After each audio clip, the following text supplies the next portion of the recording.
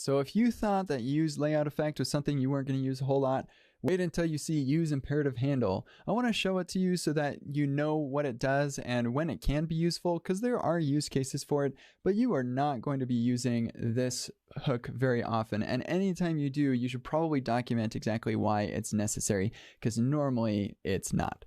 But in any case, I think I found a pretty good use case for it in this example, so I think you'll enjoy that.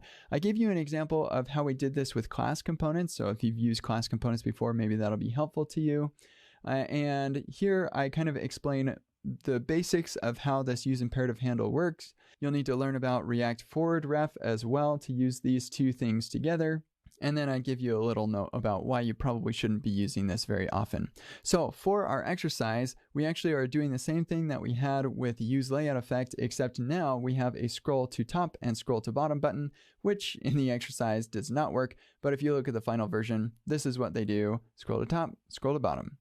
And it continues to scroll to the bottom when you add new messages, but you have the option to scroll to top and scroll to bottom. So we have the messages display that you're going to be using, and our app is using the API that you're going to expose with the messages display ref, and we're forwarding along that ref using that ref prop, which might look familiar to you, but we're putting it on this custom component to make all of this stuff work. So your job is to update the messages display component so that it accepts that ref and sets some methods onto the imperative handle and sets some methods onto that ref using use imperative handle. Have fun with this, and I'll see you on the other side of the exercise.